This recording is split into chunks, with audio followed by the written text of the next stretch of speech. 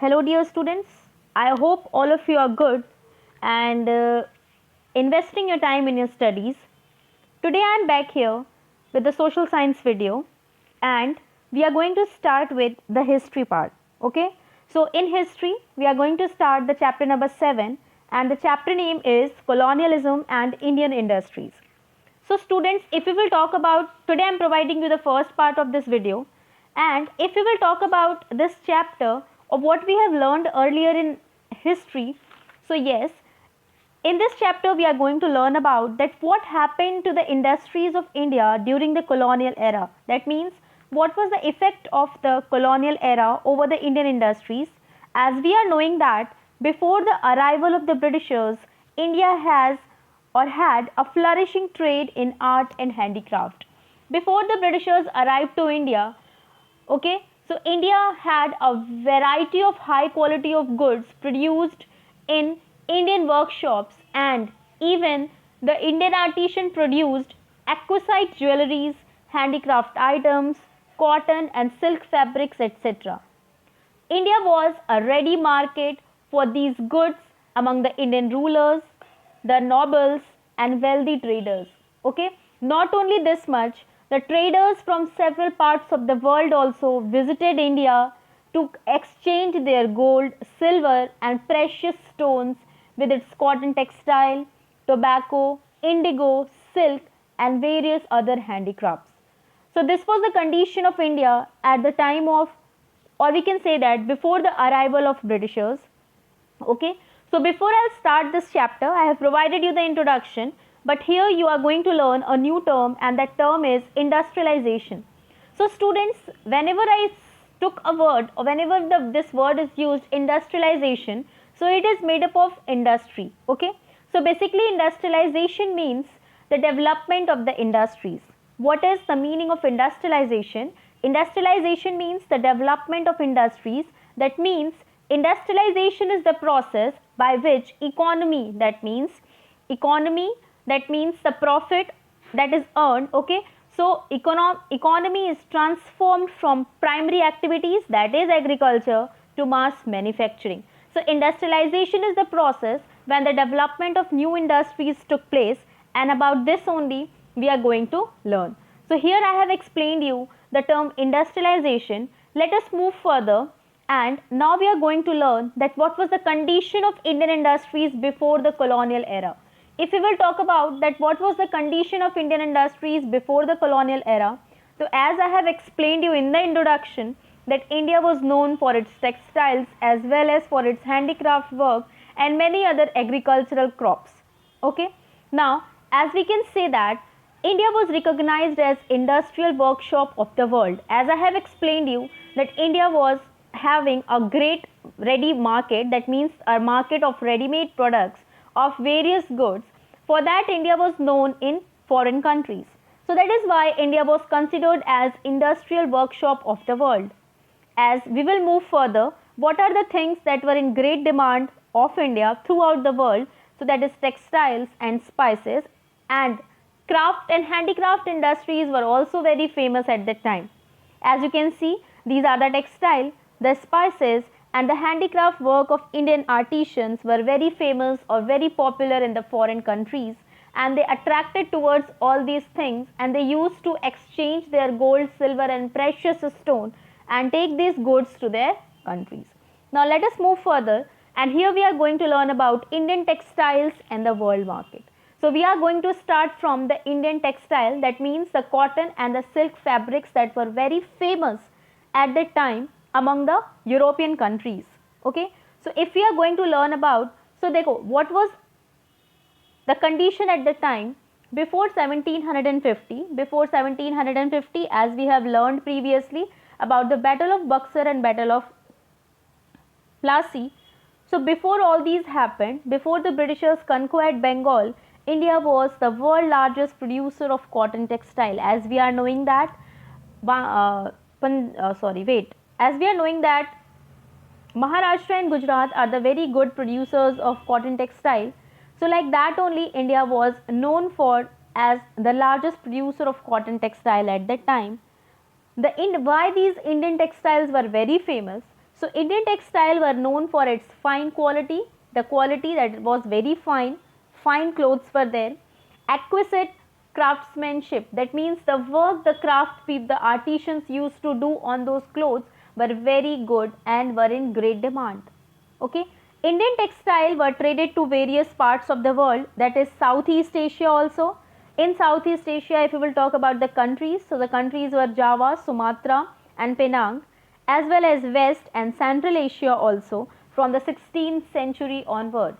That means India was very famous from the 16th century onwards only for its cotton textile or for its silk textile, and the Indian textiles were sell in all over the world, in different parts of the world, we can say. Okay, now if we will talk about the European trading companies began buying the Indian textile for sale in Europe. Not only these countries, but the European countries also, those who came to India for the purpose of trading, they also used to buy Indian textile for the purpose to sell it in European market. Okay, so this was the condition of Indian textile at the time. That means Indian textile was very great in demand in the European countries. Now, how Europeans know about Indian textiles? How Europeans know about Indian textile? As we are knowing that in this part of our history, we are only learning about the European powers came to India. We have learned about the Portuguese, the Dutch. Okay, so here only we will see that how they come to know about our textiles. Okay, so the first European traders firstly encountered Arab merchants carrying fine cotton cloth to Mosul in Iraq. About the first textile, if we will talk about, so that was muslin.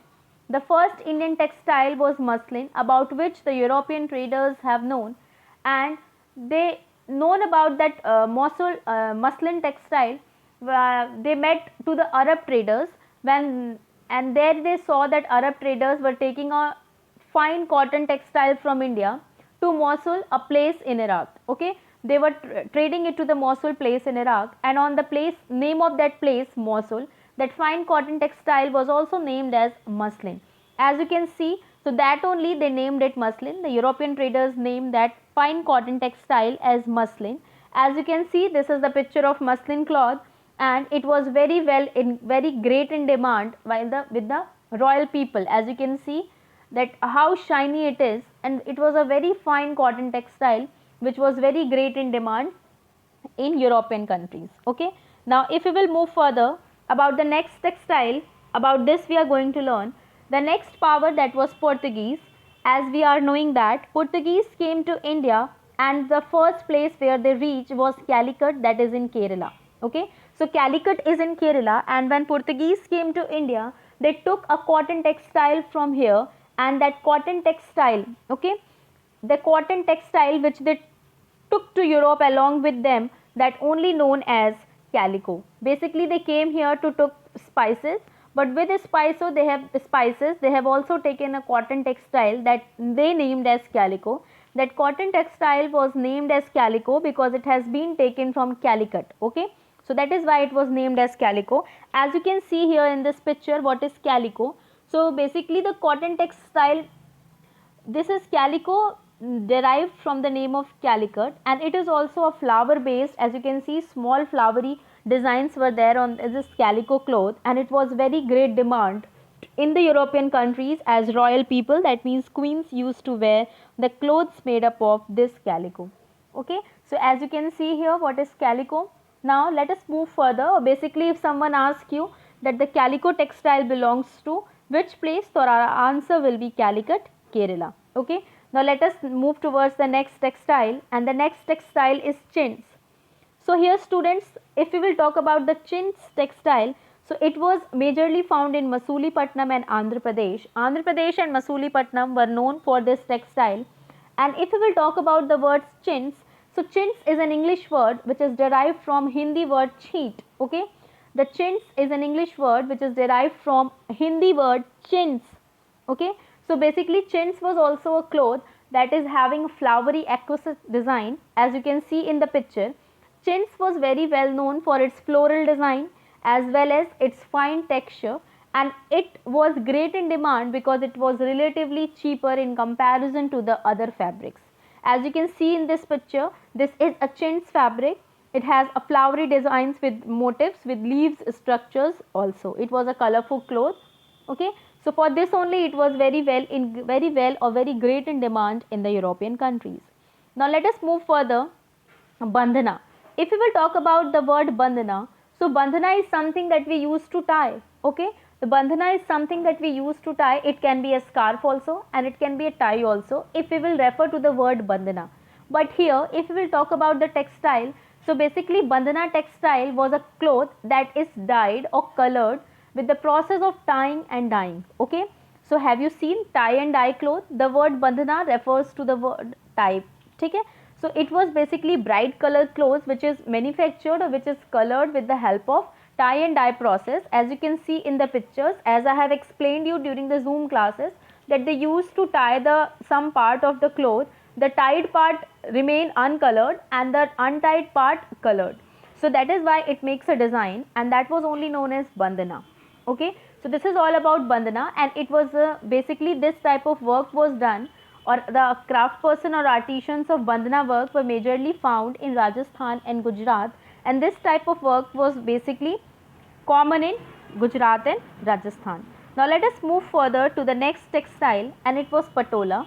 Patola was a silk textile. Okay, so it was basically a woven cloth. It is existing today also, and it usually made from silk. If we will talk about these textiles were majorly found in Surat and Ahmedabad. Today also Gujarat or Ahmedabad is very well known for patola silk. Okay, since it was silk, as you are knowing that silk is very expensive, so it was very expensive and basically it was used by royal class people. Okay, the next we are going to talk about, and it was very great in demand in the Indonesian countries. As you can see in the picture, this was patola silk. Okay, this was patola silk and you can see the work. This was hand woven cloth. Now let us move further, and about the third textile. So the third textile is jamdani. If we will talk about the jamdani, so it was basically a cotton cloth only, fine muslin cotton cloth on which decorative motifs, that means motifs means leaves, were basically designed. It This cloth was basically manufactured with the help of cotton and even gold thread. Gold and cotton thread was used for the purpose of decorating or designing the motifs on this clothes, and this jamdani was very majorly manufactured or designed in Bengal, Lucknow and United Provinces. That means the part of Uttar Pradesh, Bengal, Bihar and all these parts were famous for the purpose of jamdani work. As you can see in this picture, as you can see, this is also a hand woven, हाथ से बनाया जाता था. This was the jamdani work in which gold thread was also used. In the second picture, you can see the shiny golden color, that was the use of gold thread.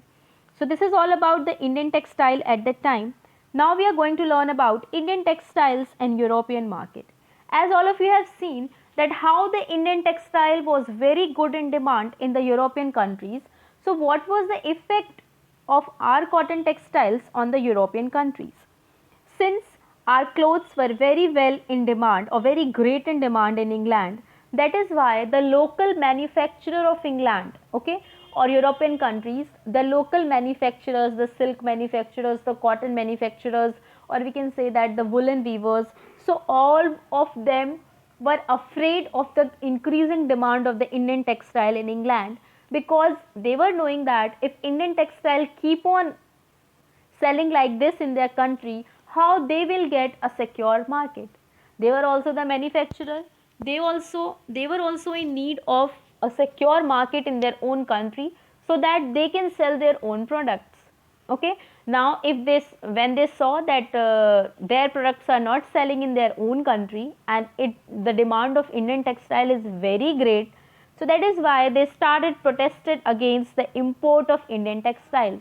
That means those manufacturers requested to the British government to stop the import of Indian textile or to ban the import of Indian textile to England, which results, and for that they rioted also. Rioted means they get against the government also, and they started demanding to ban the cheap and better quality imports from India.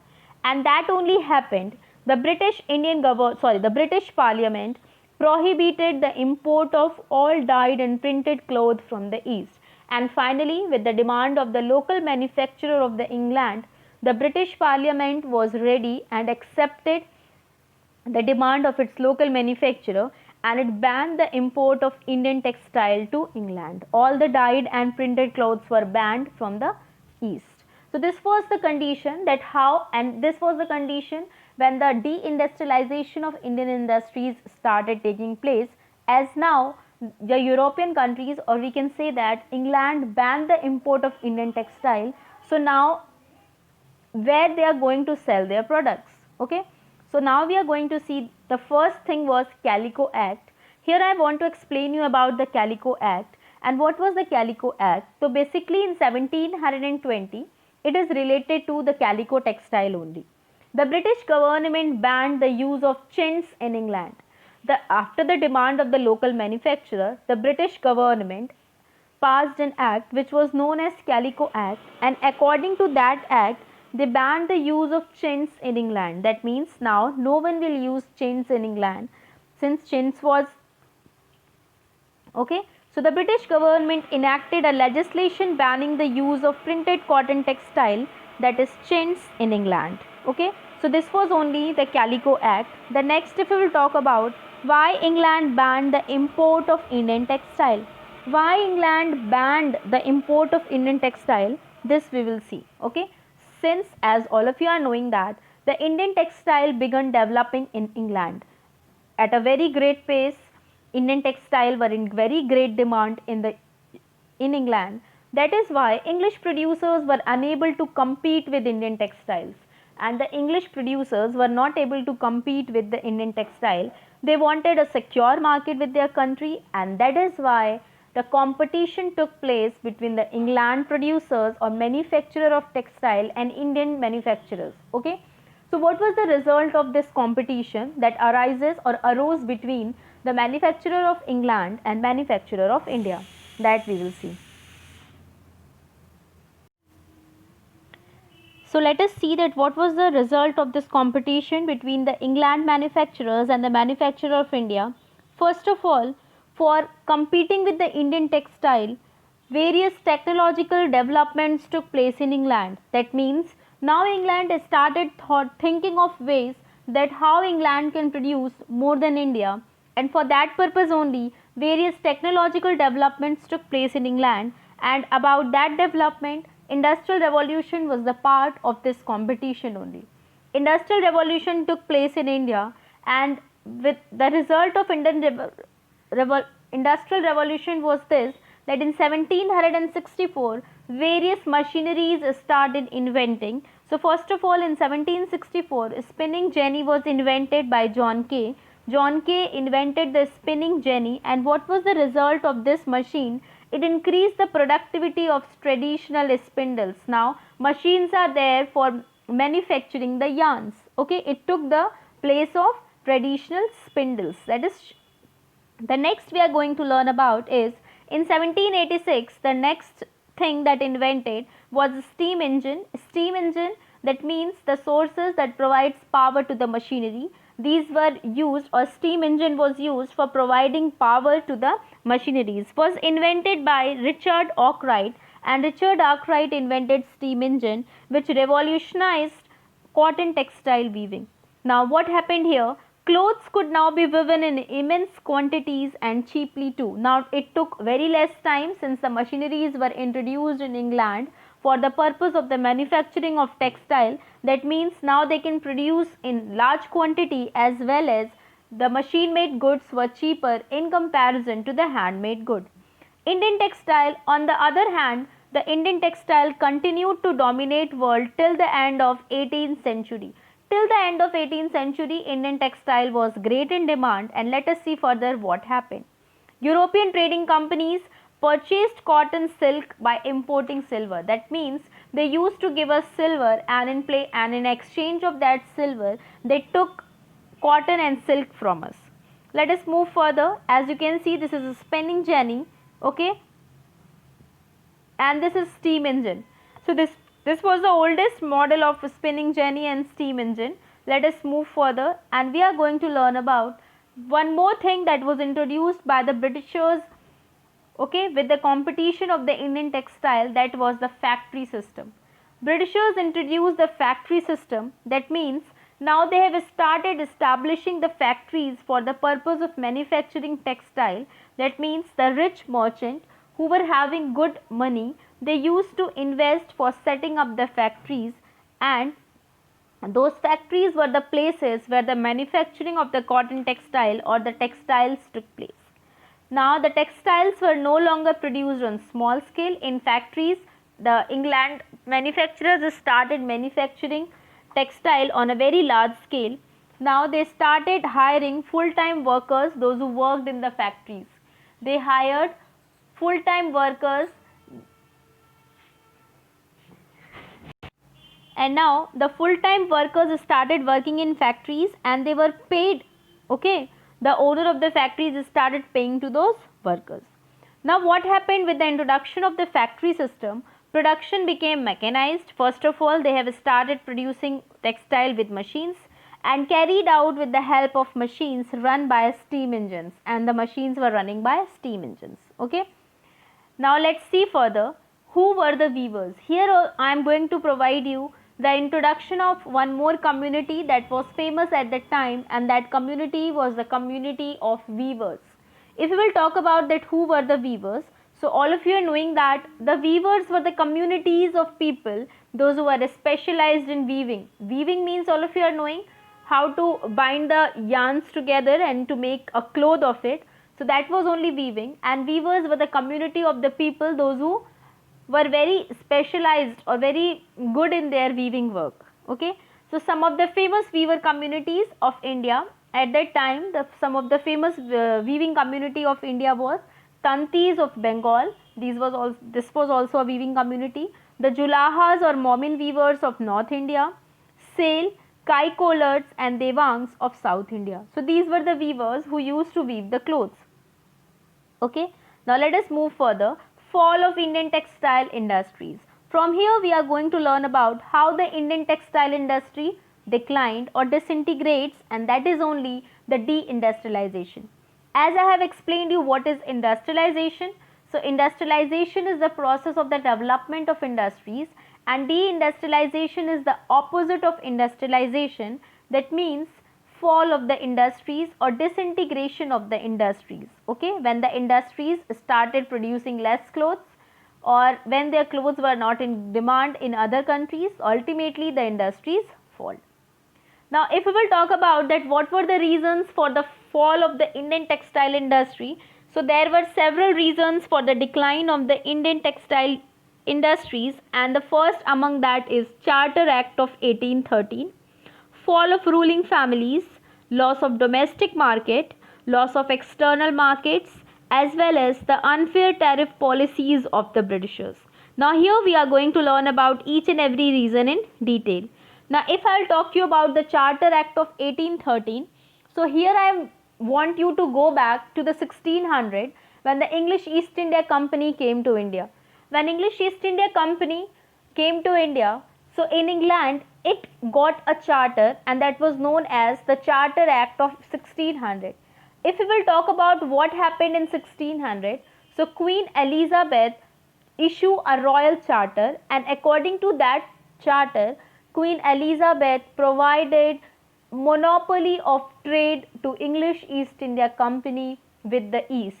That means the only company or the only trading company from England was English East India Company that had the sole right, that means the single right was there to that company to trade with eastern countries, that means to trade with India. Now here according to the Charter Act of 1813, what happened? The Charter Act of 1813 was again passed by Queen Elizabeth, and according to this charter ended the monopoly of English East India Company in India. That means now Queen Elizabeth said that we are going to end the monopoly, the sole right of English East India Company, and now any trading company of England can trade with India. Now can you understood that what was the effect of this? Earlier only one trading company of England was trading in India, and what happened? Have you seen the result? Now all trading companies were allowed to trade with India. That means the since industrial revolution took place, that means England was manufacturing great quantity of textiles or goods. Those goods will be easily sold in the Indian market because they need a secure market for their textile. That is why Queen Elizabeth opened the trading path for all the trading companies of England, and the Indian market flooded with British made goods. What was the result of the Charter Act of 1813? That the Indian market flooded with British made goods since various trading companies started settling in India. So let's see what was the Charter Act of 1813. The Charter Act of 1813 abolished the trade monopoly of the company in India, that is, the Indian trade was through open to all British merchants. However, it continued the monopoly of the company over trade in tea and trade with China. Only English East India Company was now having the sole trade rights, that means monopoly of the trade with the tea and with China. Okay, matlab tea related trade was still in the hands of English East India Company only. What was the result of this? The Indian market flooded with British made goods. Let us move further. Fall of ruling families. As I have explained you, by applying various annexation policies, the doctrine of lapse, subsidiary alliances, the British conquered many Indian territories, as we have seen that Bengal, even various number of places, Ara, Jhansi, and all were under the control of Britishers, which resulted in the decline of many ruling families. And since all the territories of India were in the hand of the Britishers, ruling families lost their importance. The ruling class and nobles were the great patron of art and handicraft, as we have seen that the handicraft or the textile which was produced by Indian artisans was very great in demand in the royal families. They used to wear the clothes that was manufactured by those craftsmanship. Okay?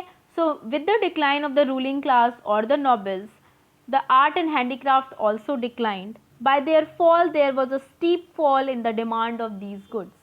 Okay, not only this much, the destruction of the many local Indian courts and the loss of royal patronage also proved to be a major setback to the Indian industries. As we are knowing that the ruling class, the Rajas were there, Nawabs were there, okay, nobles were there. They used to wear the clothes that were manufactured by the Indian textile industry. Not only this much, when the power of the ruling families declined, they also lost their political power and economic status as well. That means now they were not able to patronize any weaver, craft person in their court, and that is why they were no one, they do not have anyone to complain with. Okay, the judicial system also falls as the ruling power declined. So all these were the reasons the fall of the ruling families affected the Indian textile also. Now, loss of domestic market.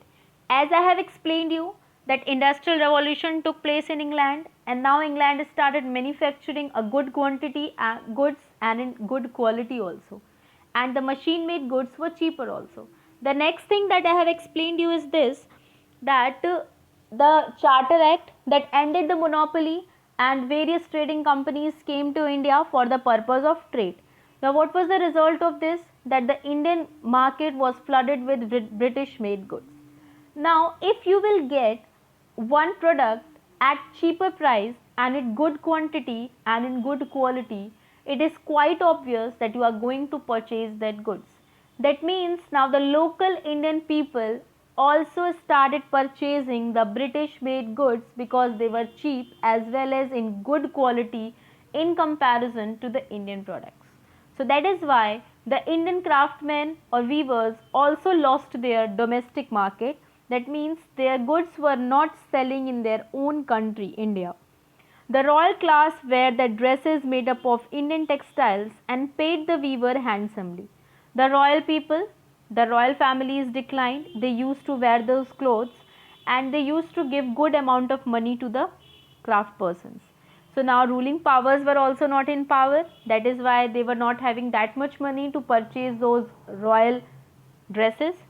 The design, patterns and colors of British made products started appealing more to the ruling class, which resulted to decline in demand of Indian textile. As I have explained you, the quality of the British made goods was good in comparison to the Indian made goods. So that is why the Indian people also attracted towards the British made goods only. Many weavers and craftsmen, especially those who produce expensive textile, had to abandon their ancestral trade because of no profit. So many weavers, those who were doing artistic work on the clothes, so since their textile was a little bit cost, more cost, so that is why they were not able to sell it in the market and people were not purchasing it. So they have to stop their ancestral work because they were not earning any profit.